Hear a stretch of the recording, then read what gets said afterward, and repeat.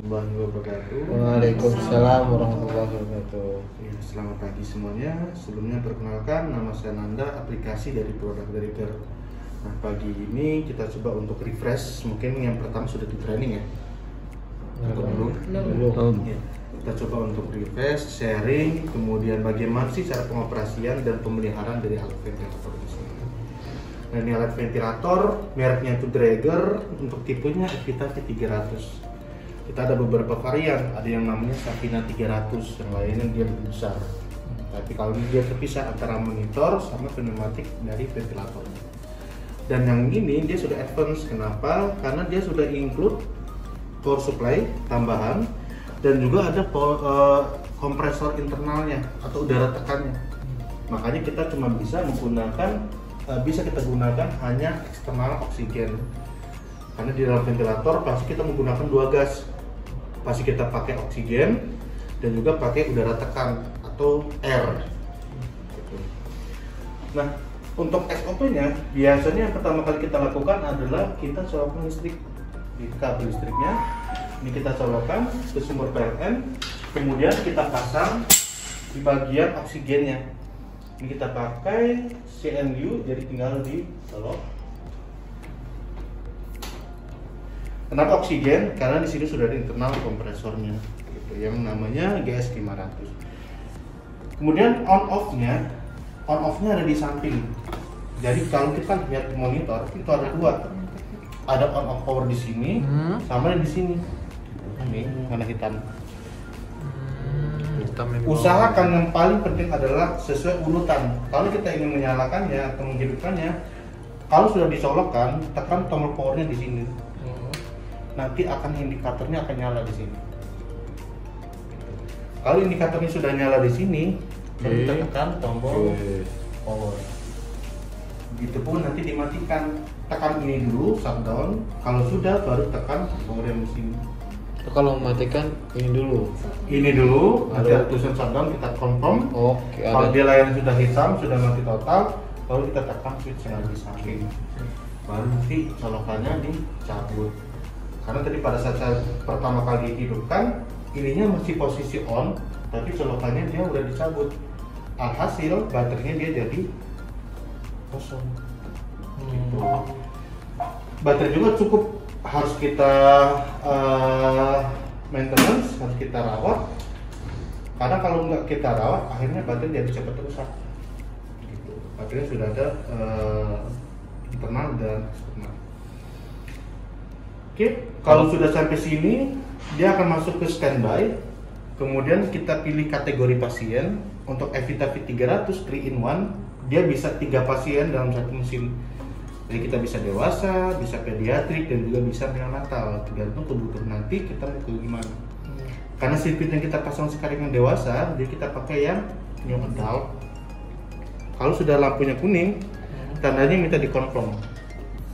Kita klik, nanti di bagian pojok kiri atas dia ada lambang icon untuk pasien dewasa. Nah, langsung dia akan warning ke kita, reminder ke kita untuk perform device and breathing circuit check. Jadi kita diminta untuk kalibrasi di sirkuit dan device checknya atau kalibrasi internal. Nah, sebelum kita kalibrasi internal, baiknya kita pasang dulu di bagian sirkuitnya. Ini udah ada yang ahli pasang sirkuit atau mau kita bongkar? Bongkar. Kita bongkar. Nah, ini sirkuit yang kita gunakan yang reversible.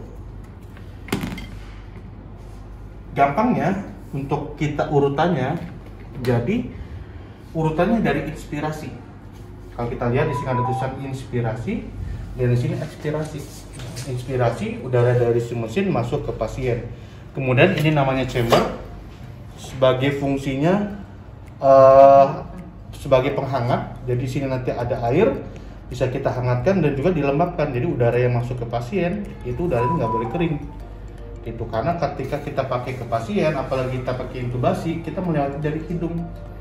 Sementara fungsi hidung adalah untuk memfilter dan juga melembabkan udara yang masuk. Jadi kita pakai di sini, kita isi air maksimalnya ada di bagian hitam. Kita langsung masuk ke inspirasi. Caranya ini, cari selang yang paling pendek, buat yang inspirasi. Karena dari inspirasi masuk ke bagian humidifier. Kita pakai konektornya biar ada di sini. Oke, ini untuk bagian inspirasi. Kemudian dari humidifier langsung masuk ke pasien. Nah, kita cari selang yang paling panjang. Jadi kalau kita lihat ada 4 selang. Ada yang paling pendek, ada yang paling panjang, kemudian ada yang selangnya sama. Jadi kita cari selang yang paling panjang. Kenapa paling panjang? Karena kita harus memasukkan yang namanya kabel heater. Ini adalah kabel yang fungsinya untuk menjaga suhu agar tetap hangat sampai ke pasien. Jadi kabel ini harus kita masukkan ke sini. Dan kita ada alat bantunya, yaitu dengan menggunakan si kawat. Ini jangan sampai hilang. Ini cara perawatan pembersihannya cuma dilap aja berarti ya? Bisa pakai alkohol sweat. Bisa. Oke. Kita masukkan dulu kawatnya.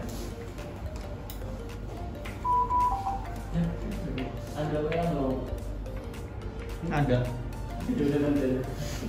Kita masukkan si bagian kabel heater wire. Nah, kalau kita susah kita bisa 2 orang. Cuma kalau memang kita nggak ada teman, kita bisa taruh di sini.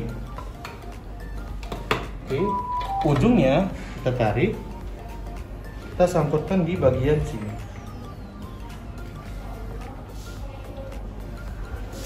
Oke, baru nanti kita tarik pelan-pelan.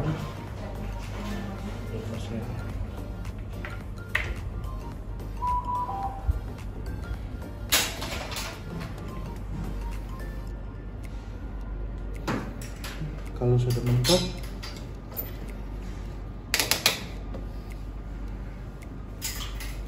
nah, ini dimasukkan dulu. Ini kita tarik, tapi jangan sampai keluar karena mantongnya cuma sampai sini. Kita dorong, terus kita putar untuk membuka di bagian sini.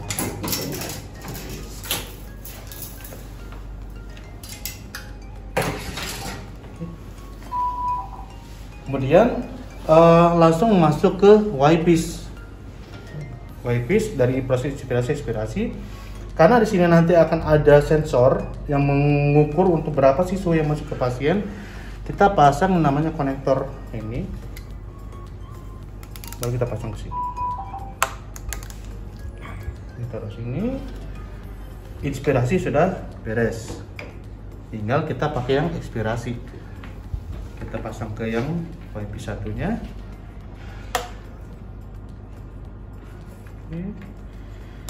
Di tengah-tengah harus ada namanya water cap, karena ekspirasi dari pasien pasti cenderung akan keluarkan embun. Nanti akan banyak air. Makanya kita tampung di bagian tengah-tengahnya. Baru kita masuk ke ekspirasi portnya. Kita pasang liter L biar dia lebih fleksibel. Kita pakai tes selang untuk kalibrasinya dulu.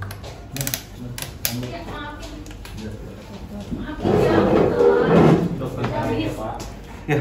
Aku habis nganter mamaku vaksin dulu. Ya tuh. Kita dokter Lucy. Kalau sudah dipasang ini, kita lanjut dokter. Ya. Kalau sudah dipasang ini, jangan lupa tadi ada kabel-kabelnya. Jadi kalau kita lihat ada 2 warna di kabel sini. Ada warna biru sama ada warna kuning. Kuning. Kalau kita lihat di sini bagian ini ada warna biru sama ada warna kuning. Kalau yang kuning fungsinya adalah untuk sebagai heater adapter atau kita mengaktifkan kabel yang ada di dalam sirkuitnya. Kita pasang, sesuaikan dengan di bagian portnya. Kemudian yang warna biru itu namanya temperatur probe. Jadi fungsinya adalah untuk memonitoring suhu yang ada di sirkuit. Gitu. Jadi kalau nggak kita pasang, ada yang sering ketemu kasus kondensasi berlebih, akhirnya airnya itu kebanyakan masuk ke pasien. Nah ini harus kita jaga. Jadi kita pasang yang pertama, yang paling pendek, dekat sama si bagian chambernya. Yang kemudian yang ujungnya diletakkan di bagian sini. Jadi ada dua sensor yang di dekat kompor sama sensor yang di dekat si pasien. Itu harus kita jaga. Kita monitor ini, coba saya nyalakan.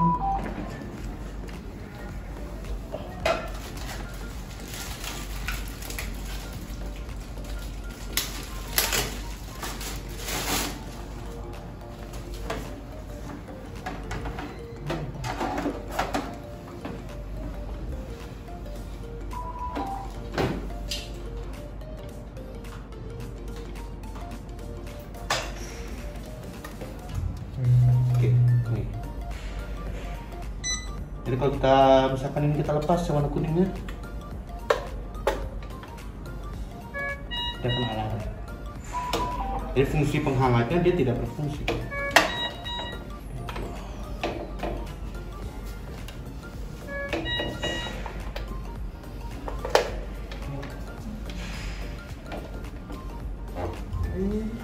Terus ini kita matikan dulu.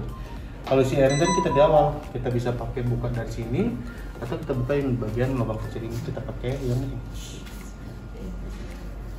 Sampai di sirkuit, ada yang ingin ditanyakan sebelum kita masuk ke kalibrasinya?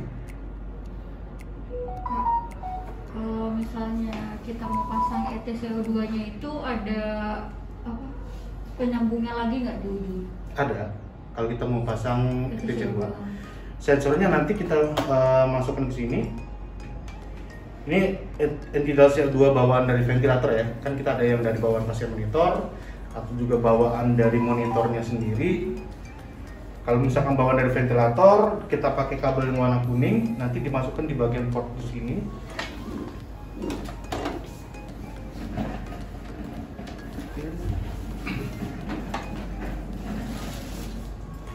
Port warna kuning itu sebagai port di bagian di NT2.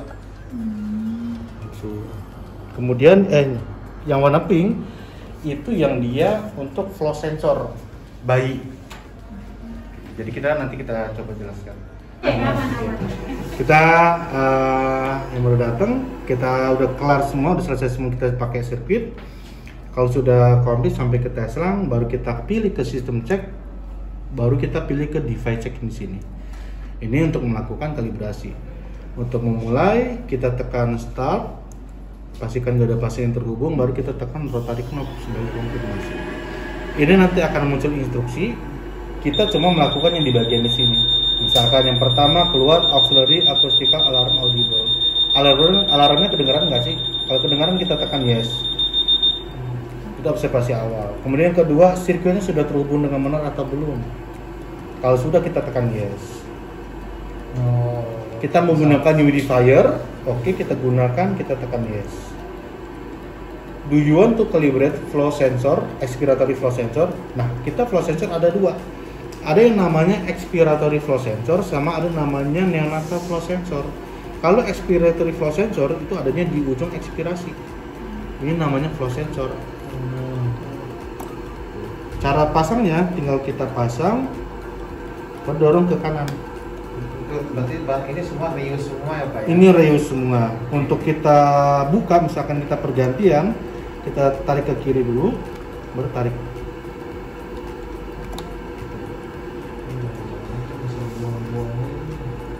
Oke. Ini expiratory flow sensor. Kalau yang neonatal flow sensor, kita pakai kabel lagi, karena flow sensor akan diletakkan di dekat pasien agar lebih sensitif. Karena kalau kita letakkan di ujung, kasihan si pasiennya, karena kan flow si pasien bayi itu cenderung lebih rendah dibanding sama dewasa. Baru nanti kita sambungkan ke bagian port yang di V7 atau warna pink. Kalau sudah, kita tekan yes, pastikan sudah terhubung. Kadang ini sering kendor, sering lupa kita dorong, udah fix, baru kita tekan yes. Hijau, kemudian kita lihat. Do you want to calibrate the neonatal flow sensor? Kita kan nggak pakai, jadi cukup di no atau next test. Kita pilih next test, dia akan melangkahi 2 step, karena ini bagian si flow sensor. Tes lang, warna biru, connect to breathing circuit. Kita sambung lagi ke breathing circuit, kita tekan yes. Ada lagi instruksi kita untuk mengkalibrasi internal gas supply dan sensor, kurang lebih memakan waktu 3 menit. Yang di bagian ini Kalau kita tekan yes, ini sudah otomatis sampai akhir. Oh, sampai akhir. Jadi kita yang pertama cuman 1, 2, 3, 4, 5 yang benar-benar kita manual dan itu hanya observasi. Selebihnya nanti dia otomatis. Itu nebulizer maksudnya bisa nebu juga? Bisa nebu. Kita bisa inhalasi, nanti kita sambungkan. Ini dia nebu kitnya, kita pakai di situ. hilang nebu. Nah iya makanya ini. Nanti kayak yang sebelah kalau bisa nebu karena nebu kitnya hilang.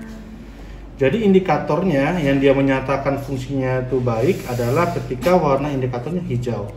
Kalau ada warna merah atau kuning, itu coba dicek lagi. Biasanya ada yang bocor di bagian safety valve-nya dia kuning. Kalau oksigen juga low, dia bisa jadi kuning atau merah. Oke. Sambil menunggu kurang lebih 3 menit, ada yang ingin ditanyakan?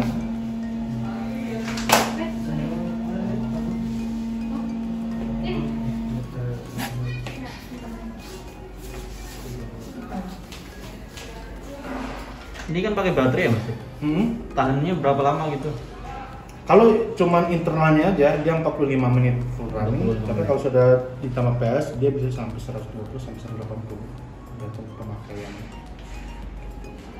Nah ini indikator baterai. Tadi yang saya katakan di awal, kalau memang nggak kita gunakan, jarang kita gunakan, jangan rutin. Walaupun nggak ada pasien, rutin tiap seminggu itu 2 kali atau 3 kali kita charge, kita kalibrasi, itu kita running. Yang pertama untuk ngecek biar baterai itu tetap keisi terus. Yang kedua di sini kan kita pakai O2 sensor. Nah O2 sensor itu yang untuk monitoring fraksi oksigen. Biasanya kita pakai yang namanya galvanik yang 1 tahun ganti. Tapi kalau yang Avita dia udah pakai paramagnetik. Dia nggak kita pergantian per tahun. Jadi bisa 5 tahun, bisa lebih gitu. Nah perawatannya itu harus dipanaskan terus. Karena dia sistem magnet. Kalau magnetnya nggak di ini bisa jadi FiO2-nya dia nggak akurat. Jadi kita kalau udah kalibrasinya sudah oke, hijau semua, tapi ada 2 parameter yang dia warna putih, karena memang nggak kita kalibrasi. Nanti kalau untuk cek kebocoran langsung cek breathing circuit, langsung touch yes, kita pilih yes. Nanti akan ada device check incomplete, itu nggak usah khawatir, karena dia level alarmnya itu low level. Maksudnya kita alarm itu ada 3, ada high alarm, ada medium priority alarm, sama ada low priority alarm. Kalau warnanya ini cuma low priority, cuma mengindikasikan ada kalibrasi yang kita tidak komplit gitu. Jadi cukup di set aja. Nah kita lakukan kalibrasi kebocoran atau breathing circuit check. Kita tekan start untuk memulai, pastikan nggak ada pasien yang terhubung. Kita confirm oke sekali lagi, baru nanti connect breathing circuit sudah kita sambungkan. Kita baca di bagian selanjutnya seal pasien connection port. Jadi maksudnya adalah di bagian pasien portnya itu kita seal, kita tutup gitu. Fungsinya adalah untuk menjaga agar tidak ada udara yang keluar. Ini untuk mengecek ada yang bocor atau enggak sih gitu. Baru kalau udah tekan oke. Yang terukurnya di bagian sini. Kemudian yang bisa diterimanya adalah 300 ml. Jadi kalau kebocorannya ini yang kita cek sekarang misalkan 40-an, itu masih jauh dari 300, dia masih bagus. Kalau misalkan nanti ada yang bocor juga, misalkan cuma 90, itu masih bisa digunakan ke pasien. Nah, 39,3 kebocorannya, tapi yang ditoleransi ada 300 ml. Kalau sudah, tekan, kita lepas dulu, open pasien consent port, kita lepas, jangan kita tutup, baru kita tekan oke. Nah, di bagian ini untuk ngecek resistansi. Biasanya kalau ada air, ada apa, nanti dia tutup. Warna hijau, berarti alat sudah oke. Kita balik lagi ke bagian start standby. Device check-nya dia warna putih karena memang ada 2 step yang kita lewati. Sirkuitnya dia hijau, berarti dia sudah oke. Kita pakai, kita serang lagi. Alat sudah ready to use. Tinggal kita ngikutin instruksi si dokternya. Berarti kita pas itu langsung ke sistem cek dulu ya mas ya? Betul, baru dinyalakan kita langsung pilih ke sistem cek. Sudah sistem cek kita pilih device check sama circuit. Kalau ini sudah oke, otomatis nanti dia tekan built-in circuit cek touch yes, langsung otomatis pindah ke sini. Oke, sampai sini ada yang ingin ditanyakan? Karena bagian yang paling penting tadi persiapan alat. Kalau nanti udah running ke pasien dan yang lain kan itu ada yang beberapa manuver kayak nebu, kemudian pergantian flow sensor, nanti kita pas running. Kalau sudah oke, alat sudah ready, kita inform ke dokter untuk alat sudah ready to use. Kita nunggu pasien atau gimana. Baru kalau seandainya ada pasien, kita ada dua interface. Kita mau apa? Mau intubasi pakai ETT atau mau NIV pakai sungkup gitu. Nah kebanyakan kita teman-teman di RSUD juga itu kalau memang kadang-kadang kita kan memegang venti jarang ya. Tapi untuk lebih familiar kita pakai di NIV. Jadi daripada kita pakai CPAP-nya aja, pakai body bagging, kita bisa pakai NIV. Gitu. Jadi pilihannya ada di sini. Ada tube, kita pilih tube untuk intubasi, dan di sini ada NIV, non-invasive ventilation. Jadi kalau nanti ada pasien-pasien yang cuma butuh terapi oksigenasi, nggak perlu kita pakai NIV. Gitu. Tapi Kita untuk langsung start. NIV-nya ada kan nggak Kak? Harusnya ada. Dikasih kita Dikasih. Lengkap kok. pakai yang pakai strap. Iya. Yang kayak dulu Gede aja viral ada ya? kita pakai sini. Itu kurang nyaman biasa karena masih bangun. Nah kita pakai di sini di NIV. Untuk Draeger modenya itu tidak hanya spontan. Jadi ketika memang benar-benar itu pasien-pasien yang tidak butuh full ventilator, pasien itu apneu, daripada kita bagging sampai dokternya datang, kita bisa pakai NIV dengan mode full control. Gitu. Nah modenya cukup banyak. Nanti kita coba running ke intubasi. Oke. Terus ini setting-settingannya, ini kategori pasiennya. Kita bisa setting IBW-nya berapa sih yang kita setting, bisa nanti si IBW-nya bisa langsung ngaruh ke settingan-settingan pasien. Itu kalau kita ada butuh urgent atau cito, jadi kita kalau menghitungnya butuh waktu. Ini tadi yang Mas pencet itu maksudnya buat nampilin itu ya? Iya, nampilin ini aja. Iya, saya nggak mencet-mencet lagi kan? Nggak mencet-mencet lagi. Masih. Iya. Oke. Ini secara otomatisnya. Jadi kalau misalkan kita mau pakai ke pasien, katakanlah pasien baru datang, kita pilih setting mode dulu. Adanya di mana? Bisa pilih di ventilation setting atau di sini sama aja. Ventilation setting kita pilih, dan di sini mode-modenya. Draeger terkenal terlalu banyak mode. Padahal sebenarnya di sini sudah dipartisi semua bagian mode-modenya. Gitu. Kita nggak usah bingung. Kita lihat aja, kita ada dua kontrol. Ada kita pakai volume, ada kita pakai pressure. Nah kalau misalkan nanti dokter kasih pakai mode volume, nah kita lihat aja di sini bagian VC. Kalau pakai pressure kita diinisiasikan dengan namanya PC, pressure control dan volume control. Kapan digunakan? Biasanya pressure control itu pakai pasien-pasien neonatal karena kondisi alveolinya dia kurang maksimal.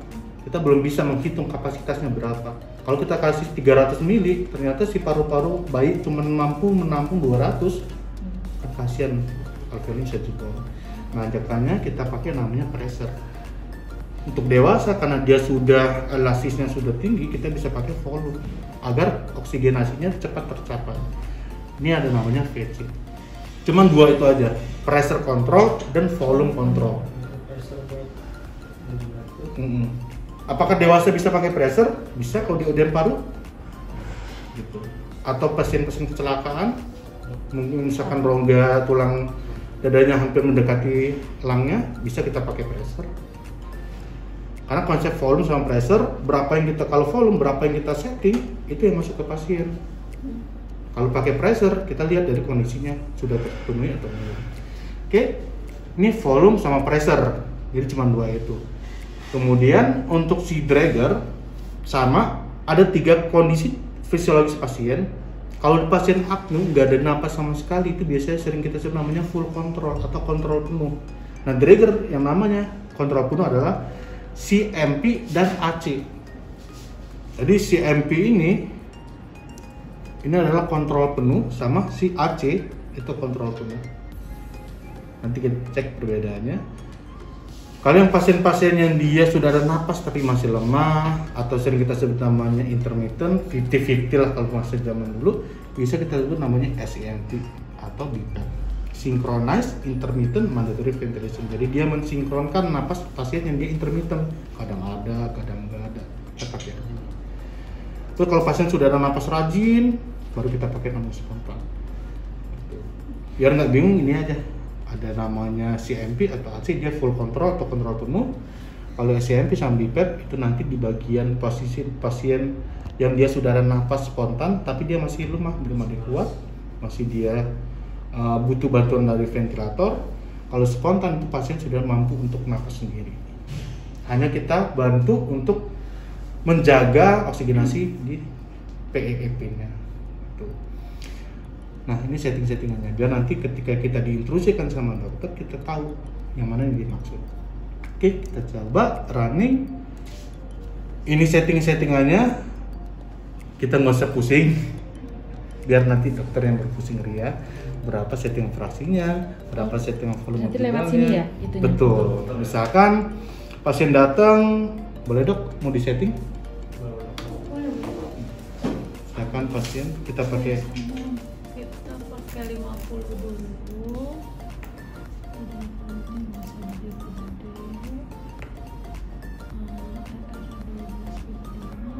Flow sama T ini ngikut nggak? Enggak, harus aku setting. Dia udah otomatis dok. Oh ya. Udah di settingannya, tinggal kita tekan start ventilasi. Sebelum ke pasien kita kayak gini dulu. Sebelum ke pasien, agar semuanya stabil dulu. Karena kan pada saat kita baru masuk ini bisa nyampe 100-an. Gitu. Takutnya si pasien kalau memang dia sudah ini juga masih lemah, masih 200. Kita udah lepas. Udah, kita tunggu stabil dulu kurang lebih sekitar 5 menit atau 10 menit, kita running biasa. Nanti dia akan kalibrasi flow sensing secara otomatis. Baru nanti pemacing sudah operasi, sudah sesuai. Yang kita setting 400, yang munculnya juga mendekati 400, itu masih aman. Kemudian minute volumenya nanti kita tinggal dikali sudah sesuai, misalkan RR-nya kita setting 12, kalau muncul dulu sudah oke. Nah, kalau udah stabil, nanti baru kita masuk ke pasien. Dan kalau ganti-gantinya tinggal mencet yang di situ aja. Betul, yang di sini. Misalkan ya, misalkan RR-nya dia masih turun misalkan. Terus sering terjadi alarm misalkan. Di sini akan muncul misalkan minute volume-nya low. Minute volume-nya low. Kita tetap interaksi sama komunikasi sama si dokternya. Bagaimana settingannya? Karena kan minute volume ini naruhnya adalah dari VT atau RR2 ini. Karena minute volume didapat dari ini VT dikali RR. VT-nya 400, RR-nya 12, kalau kita kalikan sekitar 4,8. Atau kalau kita ini 4.800 cc. Nah, di sininya liter, jadi 4,8. Kalau nilainya mendekati, dia masih masuk toleransi, itu masih sesuai. Kalau dia misalkan masih low alarmnya,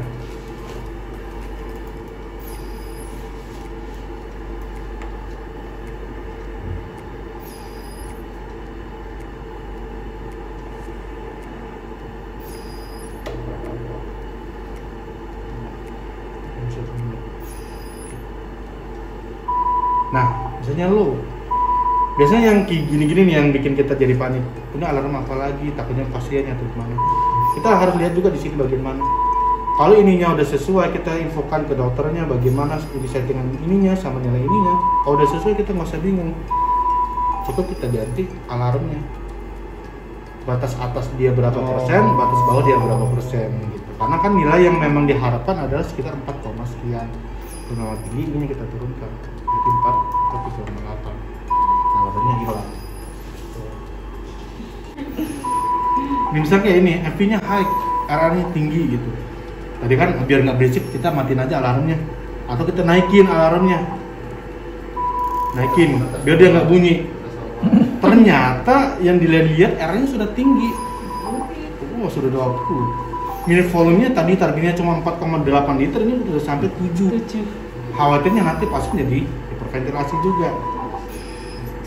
Nah, ini harus kita cek apakah memang ini harus kita ganti mode, ataukah memang itu napas pasien murni atau napas dari yang lain. Gampangnya kita pilih di sini. Kita pilih ke trend data. Kita pilih values. Kita cek di value 1. RR spontannya berapa. Oh, jadi kita tanya. Ya, kalau RR spontannya dia misalkan dia masih nggak kelihatan. Ini kita bisa pilih double parameter. Yang satu tadi RR total bisa kita pilih.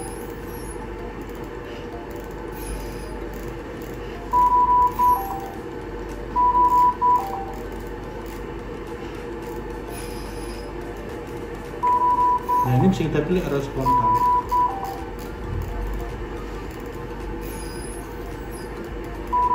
Nah, ini paling enak untuk melihatnya. Ini beneran napas dari pasien atau bukan sih? Ada 3. Oh, jadi ini ya? Iya, itu napas dari pasien. Itu bisa kita cek. Oh, dia tinggi dari mana? Gitu. Ini kan selama 1 menit kita hitung. Targetnya dia cuma 12. Ini bisa kita cek di bagian si akarnya. Nah, kalau dia udah stabil lagi, dia akan turun lagi 0. Kita cek, kalau masih tinggi, kita cek lagi di bagian si pasien.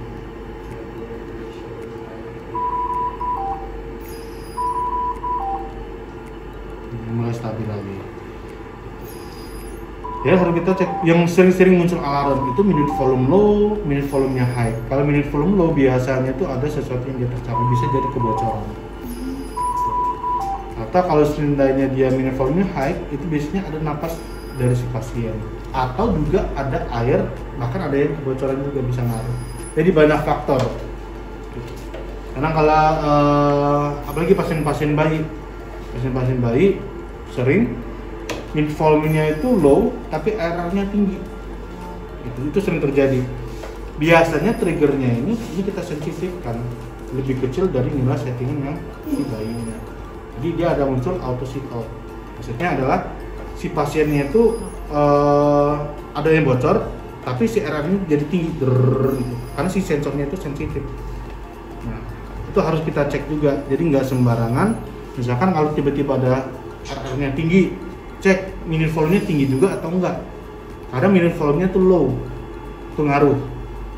Ya, harus tetap kita fotokan, kita intrusikan ke dokter, dok ini bagaimana, biar ada nanti. Takutnya pada saat dia tinggi, kita kasih sedasi, biar pasiennya tenang. Gitu. Tahunya pasiennya memang lagi tenang banget, karena ada bocor, ini pasiennya udah lah. Gitu. Yang tadinya dia mau winning, aman. Nah, itu harus kita cek biar nggak bingung. Settingan-settingan ini adalah settingan dari hitungan dokter. Tapi kadang juga kita misalkan tidak ada di lokasi, kita bisa cari tahu setting fraksinya berapa. Fraksi itu di sini R-nya 2, kemudian volume tidalnya berapa, di sini VP, di sini RR-nya, dan kadang ada yang setting I rasionya 1:2. Nah, di sini nggak ada I rasio. I.2E atau inspirasi perubahannya ekspirasi rasionya. Karena di sini nggak ada, untuk Draeger I rasionya itu disetting dari time inspirasi. Misalkan dimintanya 1:2, kita klik di bagian TI-nya, ini ada contekannya 1:19 atau 2. Ini settingannya. Ya, kalau misalkan R-nya dipindahkan, naikin coba R-nya 14, I rasionya jadi 1:2 atau tidak? Pasti berubah. Untuk masukannya berapa kita pilih di sini, klik. Oh iya, ini udah 1:1,5. Ini kita turunin lagi. Biar dia di 1:2. Jadi setiap apapun yang kita ubah itu harus kita cek lagi. Nah, kita ada cara gampangnya. Kalau memang kita ubah settingan RR-nya, kita klik link di sini biar kita nggak ubah 2 kali. Klik link.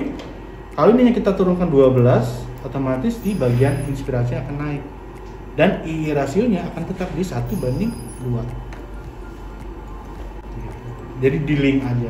Karena yang paling sering diubah-ubah itu adalah di bagian RR-nya. Oh, pasien udah nafas normal, udah R-nya turunin. Ini pasien mati. Nah, ini untuk setting-settingnya biasa. Nanti kita tahu di additional setting. Ini yang paling penting. Kadang kita itu sering melihat pasien yang dia tuh pasien nggak ada yang namanya betah pakai ventilator, pasti gelisah. Yang paling sering kita lakukan adalah kalau ketika pasien gelisah, pas kita knockdown, kita sedasi lagi. Nah, untuk menghindarinya, kita bisa pakai namanya autoflow. Kenapa autoflow? Autoflow digunakan ketika pasien tuh ada napas dan mesin juga masih napas, akhirnya terjadinya bentrok. Kalau bentrok kan pasien gelisah, ngelepas TT misalkan. Kalau autoflow-nya kita off kan, pasien napas dan mesin juga kasih napas, yang terjadi adalah dia terjadinya fighting atau bentrok. Langsung alarm, airway pressure high. Nah, untuk kita menghindarinya, kita bisa reset setting autoflow kita on kan. Jadi ketika autoflow-nya di on kan, pasien ngasih napas, mesin ngalah. Mesin ngalah. Oh, berarti kalau pasien napas tandanya ini. Betul. Yang dia tandanya coklat. Iya. Oh, Nah, ini pasien napas. Yang coklat itu. Yang coklat betul. Tadi gimana? Onnya Tanda panah, pilih additional setting. Pilih autoflow. Betul. Nah, ketika autoflow-nya di-on kan, pasti dia muncul namanya slope. Kita bingung lagi, ini slope apa lagi gitu kan. Jadi slope ini itu adalah bisa digunakan untuk kelandaian si peak. Kita bisa mencapai puncak dari inspirasi. Gitu, misalkan gini. RR12 itu udah RR maksimal. Ketika tadi kita pakai CO2, PCO2-nya itu masih tinggi. Biasanya dokter ngelakuin RR-nya diperbanyak, dimaksimalin. Biar si CO2 itu rilis, kebuang. Tapi kalau RR-nya sudah maksimal, karena kan RR ngaruhnya ke minute volume. RR-nya kita tambahin lagi, bisa jadi minute volume-nya tinggi. Bisa jadi hiperventilasi. Gitu. Nah, kita bisa lakukan atau treatment si pasien itu napas dalam. Misalnya napas dalam, kita sering ke puncak kan, kalau kita kekurangan oksigen, pasti kita kayak ngirup udara. Langsung kita buang, tanpa dijeda lagi. Bisa kita lakukan di sini. Biar kelihatannya enggak berisik. Sebenarnya nggak boleh kita setting tinggi-tinggi. Ini proses pasien napas secara normal. Ini PIP, inspirasi. Ada namanya rise time di jeda. Jadi pada saat jeda kita ada proses oksigenasi. Baru kita ada namanya ekspirasi buang. Ketika kita pasien dibikin napas dalam, kita bisa maksimalkan di sini. Kita bisa setting maksimal. Lihat yang terjadi di grafiknya, langsung runcing, tapi napasnya lama. Nyampe peak, nyampe puncaknya, langsung dibuang, nggak ditahan lagi. Gitu. Karena dia pengen merilis, menghirup udara oksigen sebanyak mungkin untuk merilis CO2. Ini bisa kita gunakan ketika RR-nya sudah maksimal. Nah, yang paling penting kita sebagai usernya untuk cek alarm apa aja sih sering muncul. Itu yang paling sering terjadi. Kemudian nanti biar yang mengatasi nanti dokter. Karena kenapa? Karena semuanya ini ngaruhnya adalah ke pasien. Jadi jangan sampai kita salah setting. Dan dokter punya hasil pasti ada namanya cek AGD, kemudian memang kita ronsen juga segala macam, terus ada perhitungannya gitu. Jadi wajib ketika ada masalah dan tidak ada di tempat, kita harus konsultasi dengan dokter settingnya. Minimal kita tahu apa yang diminta. Kalau misalkan kita juga lupa, gimana sih setting RR-nya? Ya RR-nya di mana tuh? Gitu. Nah itu kita juga jadi kendala. Gitu. Biasanya kalau kita mau suction pasien itu FiO2-nya biasanya ditinggiin dulu sampai 100. Ada 100 baru ke suction. Kita juga bisa pakai di bagian O2 suction. Ketika O2 suction, dia akan melakukan increase O2-nya secara otomatis. Karena pada saat kita suction kita open, jadi kita maksimal dulu oksigenasinya, jadi kita suction. Padahal FiO2-nya dia masih sekitar 50. Jadi kita bisa suction di sini selama beberapa detik. Kalau udah selesai, ini kita balik lagi. Kalau itu harus dimatikan ya. Nggak dimatikan juga nggak apa-apa, dia cuma nyampe 180 detik. Ini pasang ke sini. Nah, kalau inhalasi baiknya ini kan kita lepas ya, karena nanti pasangnya ini di bagian sini. Tadi kita ada special maneuver, kita pilih ke manual disconnect. Ya, kita pilih manual disconnect. Biar Ini nggak muncrat ya. kita lepas Satu bagian. bisa, kalau kita nggak pakai ini bisa dari sini. Oke, di sini. Ini batu.